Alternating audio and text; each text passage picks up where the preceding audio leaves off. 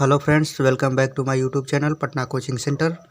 Friends, आज math का हम लोगों को अति महत्वपूर्ण प्रश्न देखेंगे जो कि एसएससी जीडी और अन्य एग्जाम की दृष्टि से बहुत ही महत्वपूर्ण है। इसमें हर एक चैप्टर से, मैथ के हर एक चैप्टर से मिला के सवाल लिया गया है जो कि प्रीवियस ईयर में आए हुए प्रश्न है। चलिए हम देखते हैं।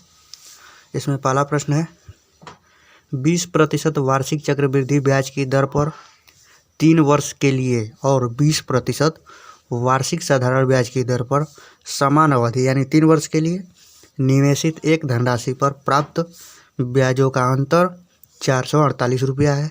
निवेशित धनराशि का मान ज्ञात कीजिए। ठीक है, ये कह रहा है कि 20% वार्षिक चक्रवृद्धि ब्याज की दर पर 3 वर्ष के लिए और 20% साधारण ब्याज की दर पर 3 वर्ष यानी समान अवधि के लिए कोई धनराशि दी गई है। ठीक है, जिसमें उसका जो ब्याज मिल रहा है उसका दोनों का अंतर 448 रुपया है। तो धनराशि बताना है कि धनराशि कितनी है। चलिए देखते हैं। देखिए, चक्रवृद्धि ब्याज 20% वार्षिक है। ठीक, तो 3 साल के लिए चक्रवृद्धि ब्याज निकालना है 20% है, तो ए बी फार्मूला लगाएंगे जिससे पहले 2 साल का निकलेगा। ठीक है, 2 साल के लिए ए बी होता है ए प्लस बी फिर प्लस ए बी यानी 20 गुणे 20 बटा 100 काट देंगे इससे। 2 दूना 4 और 20 दूना 40 प्लस 4 बराबर 44%।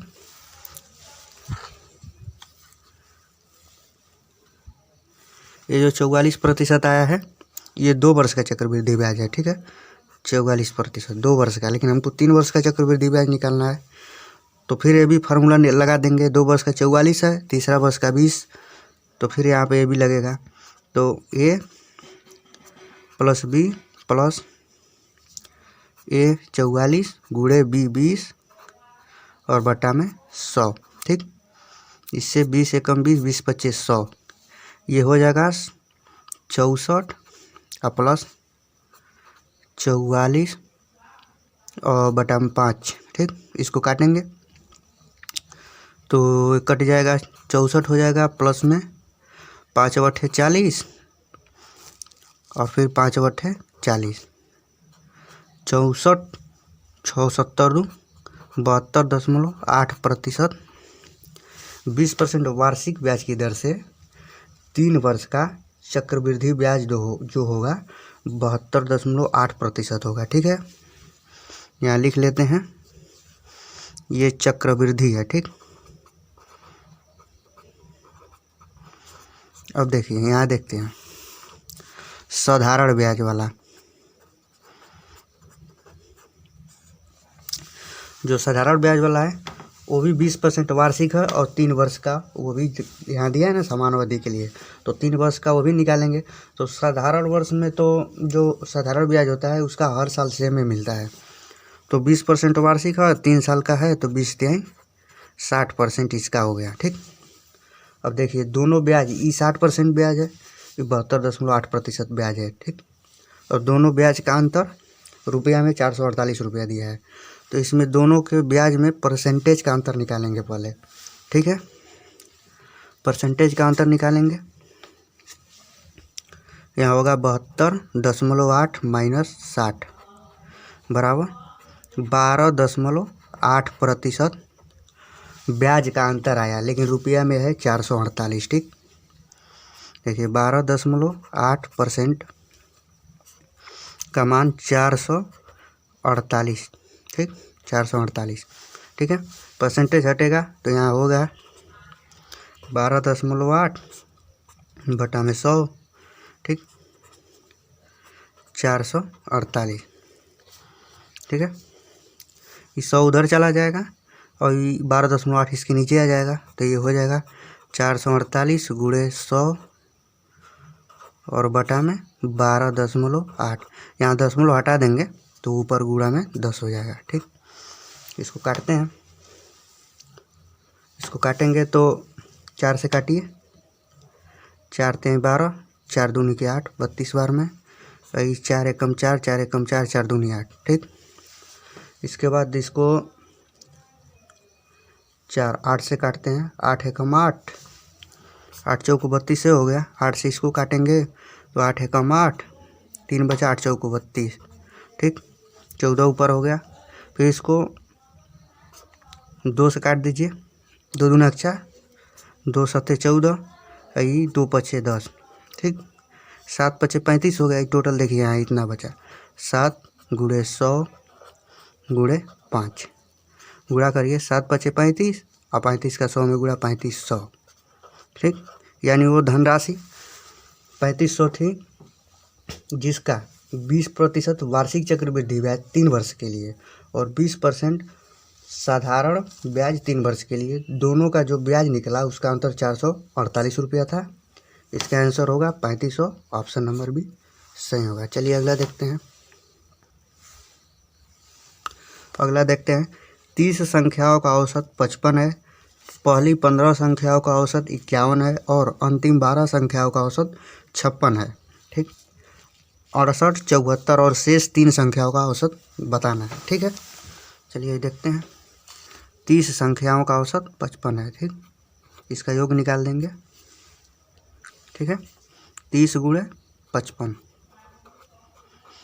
3 पचे 15, 3 पचे 15 1 16, यानी उसका जो योग हो गया 1685 3 संख्याओं का। ठीक है, टोटल 30 संख्या है जिनका औसत 55 है, यानी 30 संख्याओं का योग जो होगा 1650 होगा। अब इसमें दिया है पहला कंडीशन कि 15 संख्याओं का औसत 51 है। ठीक, 15 गुणे 51, इसका योग निकालिए। 15 एकम 15 5, 15 पचे 75 1 76। ठीक, 15 संख्याओं का औसत 51 है तो 15 संख्याओं का योग 765 होगा। ठीक, फिर यहाँ दिया है अंतिम 12 संख्याओं का औसत 56 है, तो 12 संख्याओं का योग भी निकालेंगे फिर से। 12 गुणे 56, 12 छक 72 का 2 और 12 पचे 60 और 7 67। ठीक, 672। ठीक है, 12 संख्याओं का 672 योग हुआ। अब यहाँ देखिए 15 12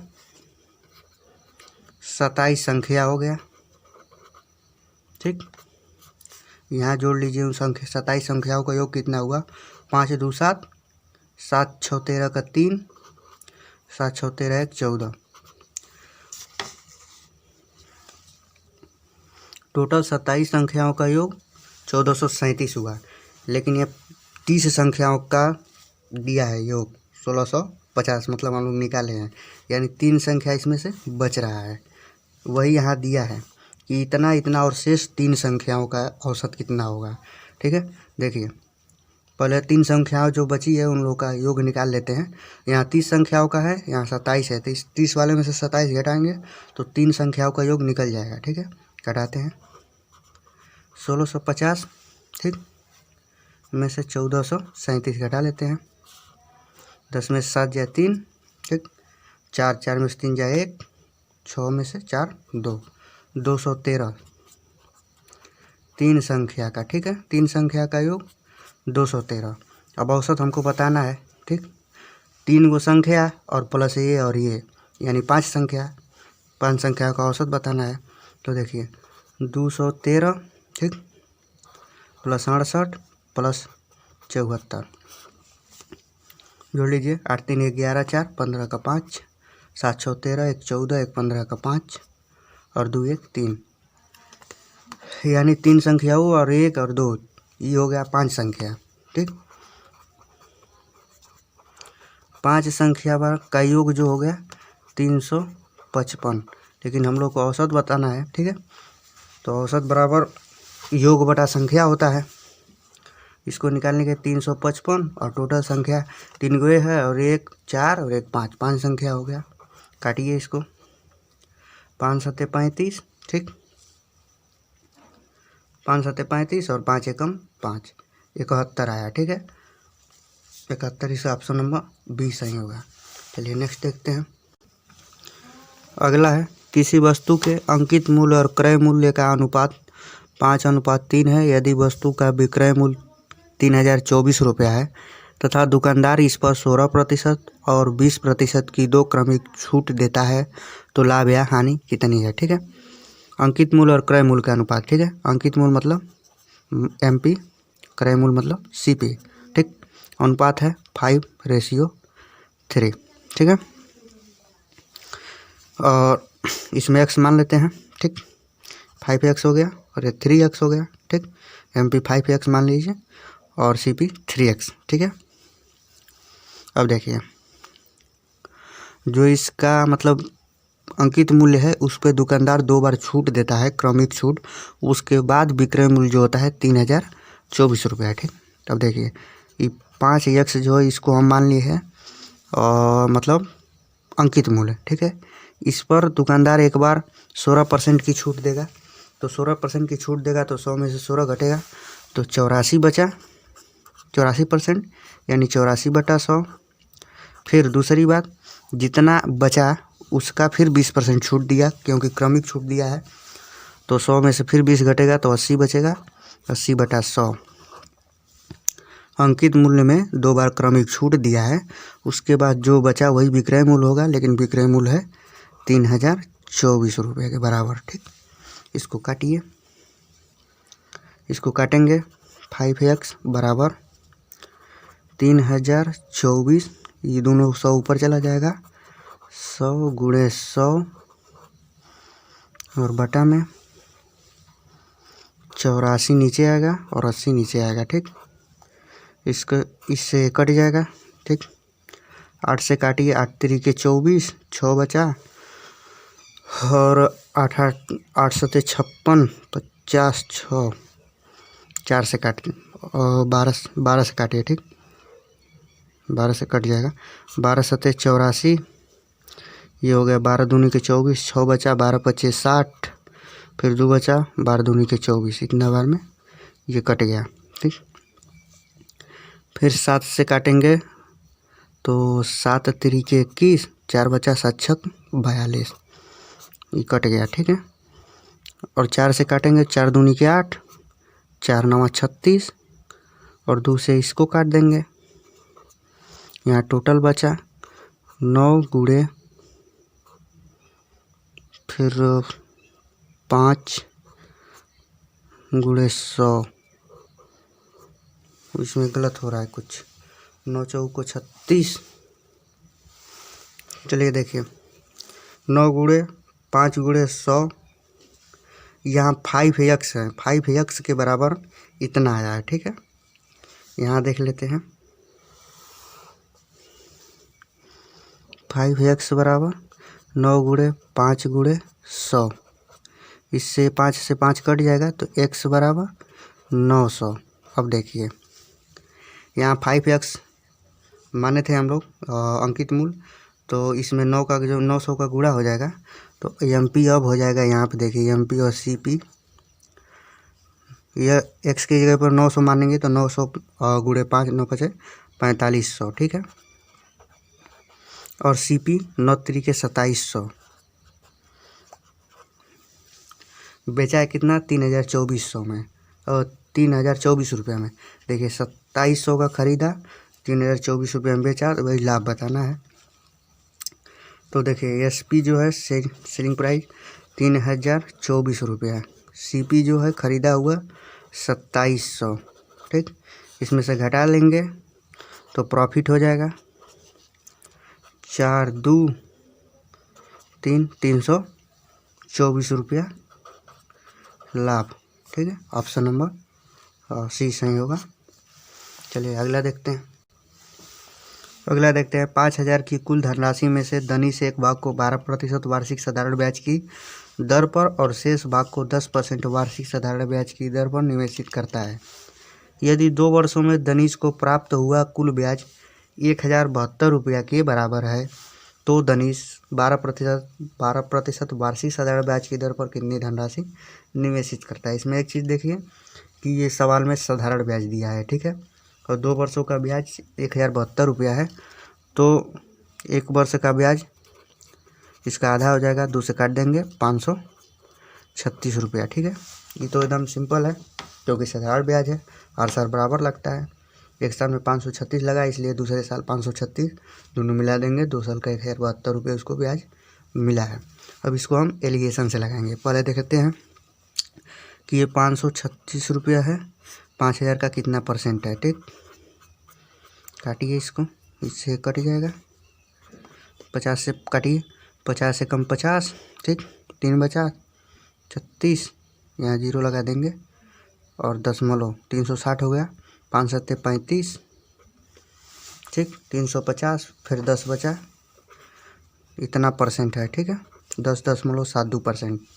अब देखिए, पहला है 12% एलिगेशन लगाएंगे, दूसरा है 10%, और दोनों को मिला के एक साल में जो ब्याज मिला है 10.72%। ठीक,